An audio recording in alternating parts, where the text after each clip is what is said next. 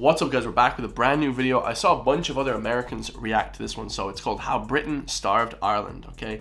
This one's obviously about the famine back in 1847, I believe. They have a movie on Netflix called Black 47. It's amazing. Everybody should go watch that. But obviously guys, we're here in Ireland, beautiful Ireland, and we have all the food in the world. Now we have bananas, beautiful food, all the food in the world. But believe it or not guys, back in the 19th century, 1847, there was actually no food, guys. There was nothing. The country was destitute because the British were basically ruling over the land and they kind of stole all the food. There was actually a lot of food in Ireland, but they just didn't allow it to go to the west where I'm living.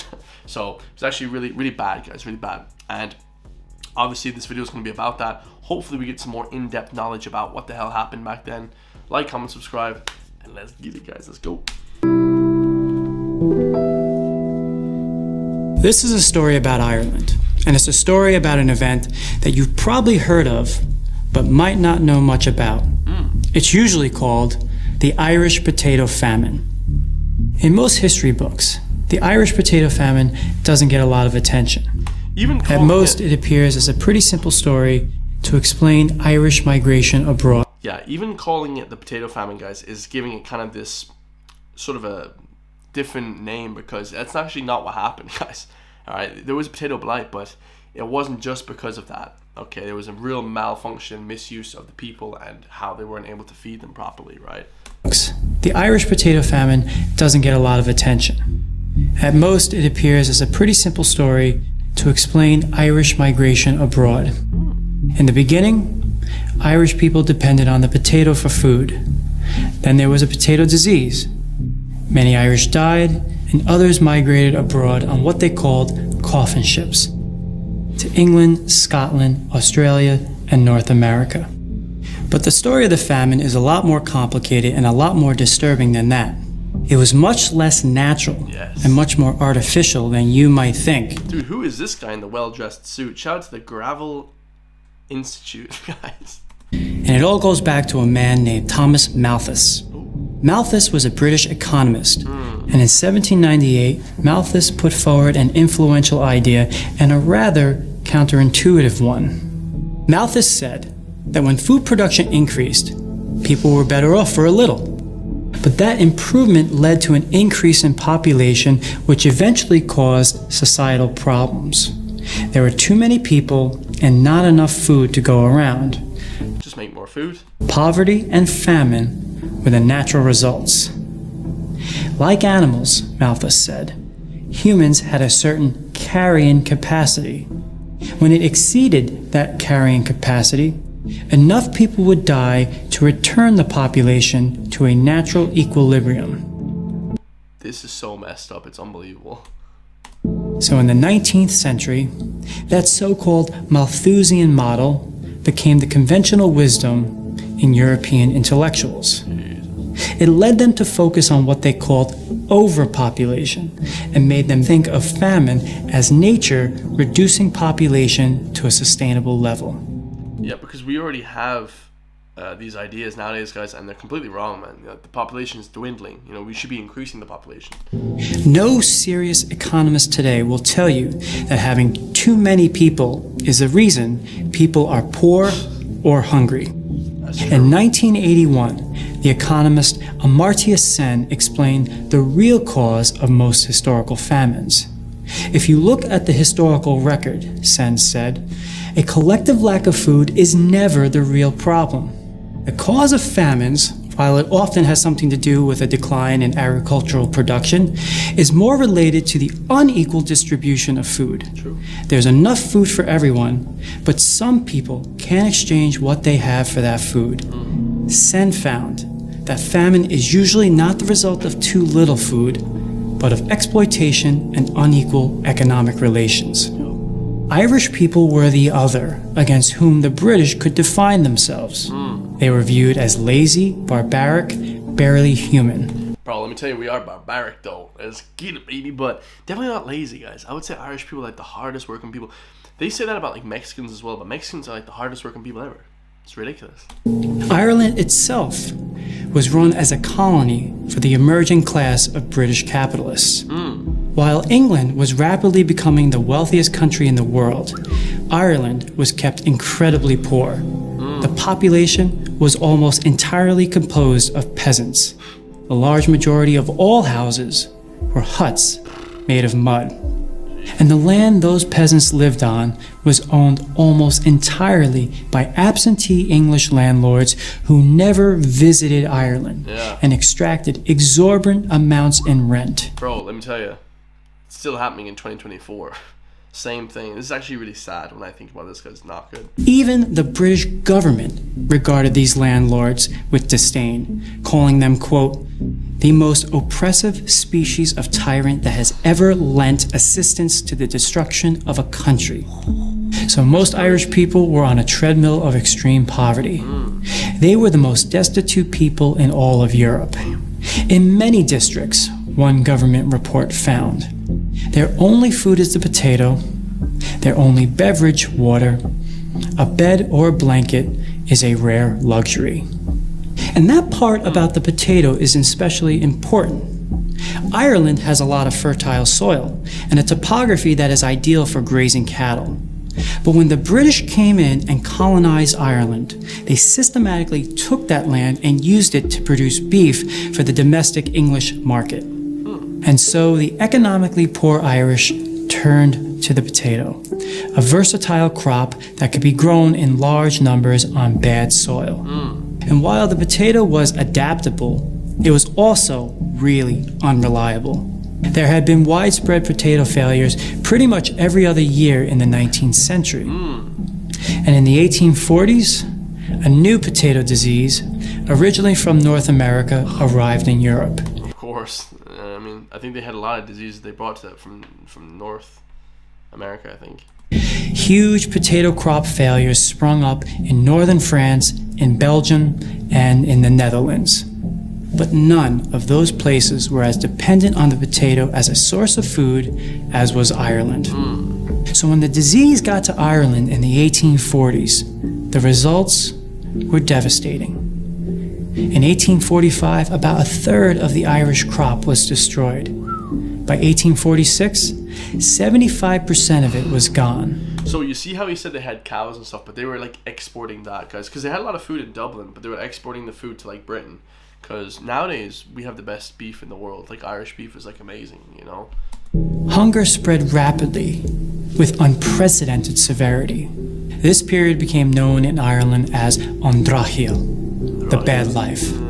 But as Amartya Sen observed, this wasn't just about a pure lack of food. In fact, during the entire period of the famine, Ireland was continuing to export food out of the country. They had steaks and everything. It was amazing, but they just were like refusing to like feed the people. It was, oh man, it was so bad. It was the worst thing ever. Enough cows, sheep, pigs, and grain were being shipped out of Ireland that could feed the Irish population twice over. But the British government refused to do anything about it. Oh, gee, thanks, British government. Now, guys, British people are legends. I have so many British friends. I love them, but the British government at the time, guys, were just completely clueless. I don't know what the hell they were trying to do. It was just ridiculous. Soon, the Irish began begging their British overlords for relief. And early on, the Conservative Party government, then the representatives of the old British aristocracy, had a fairly sympathetic response. They bought food from America and brought it to Ireland, distributing it to the poor. But why did they bring food from America? Why didn't they just bring food from Dublin? In 1846, a different party, the Whigs, came to power in Britain.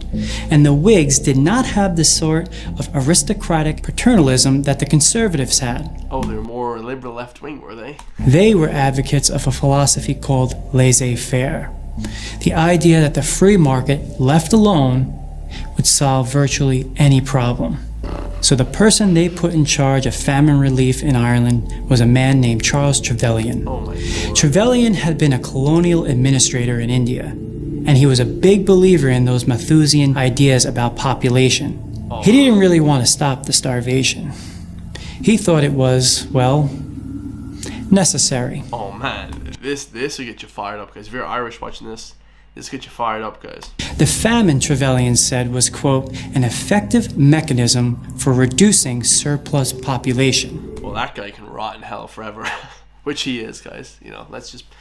let's just say that, and probably his ancestors as well are probably in England somewhere, probably, and bad karma, guys. Unfortunately, bad karma coming for you guys. He said, "It was the judgment of God that sent the famine to teach the Irish a lesson.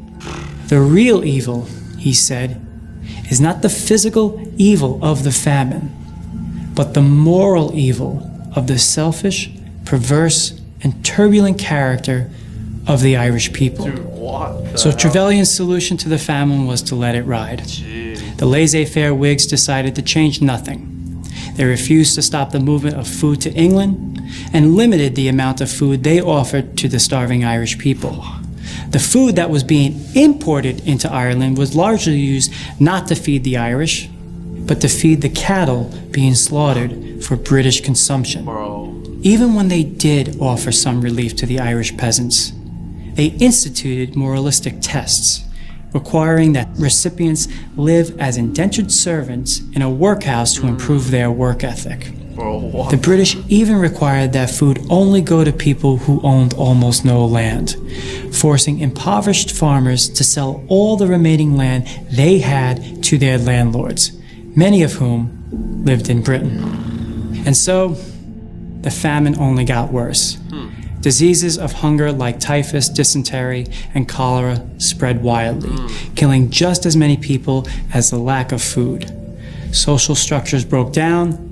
Ordinary people turned en masse to begging, crime, prostitution.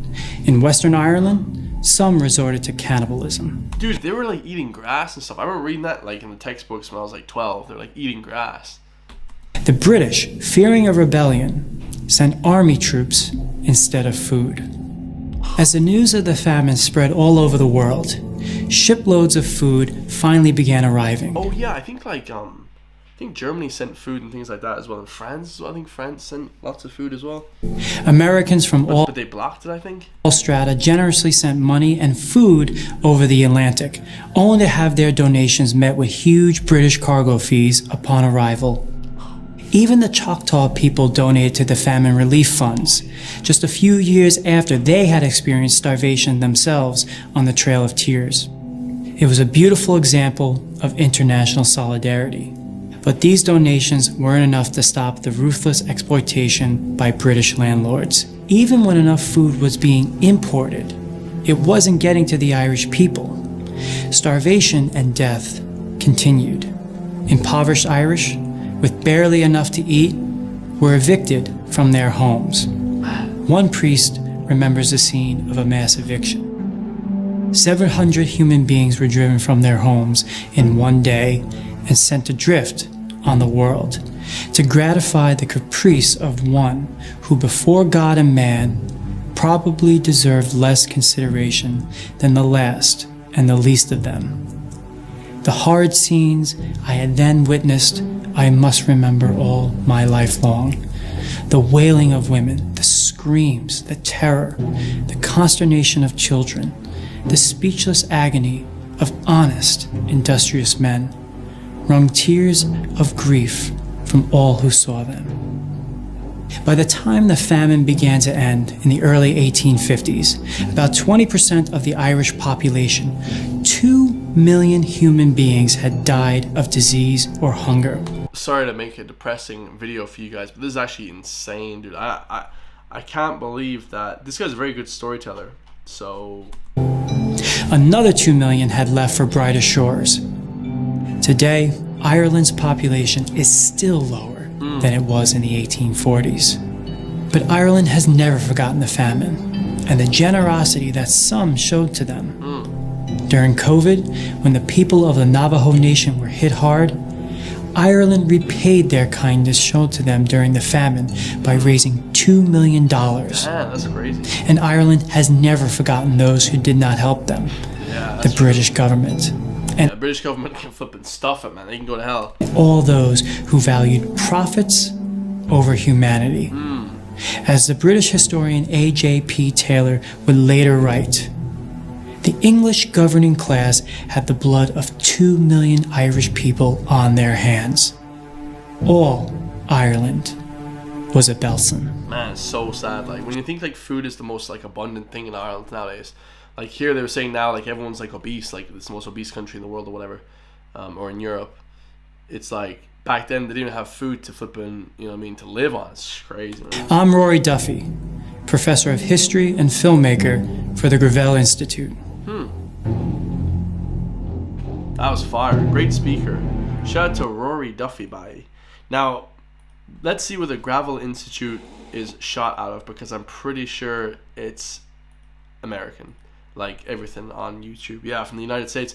Absolutely fire, man. What a great video. I've never seen that before. So that video itself had over nearly 500,000 views, and it was released about 2 years ago. I saw a bunch of people reacting to it, man. So sad, man. That's like, bro, insane, man. And a lot of those English leaders and stuff, they were like completely just like, you know, they were like completely, you know, torn away from the government. They were told by the government that they weren't good, so they got a lot of backlash for that. So fair play to them. I love you guys all. Let me know what you all think, man. Drop a comment down below if you're from Ireland. Alright, I love you guys all. Stay free. You know what I mean? And yeah, man, it's crazy, man. That will never happen again, because I think Ireland has the #1 food supply in the world, or second. I think it's the #2 food supply in the world after the US. So amazing food supply here now. So I love you guys. I'll see you in the next one, man. Peace.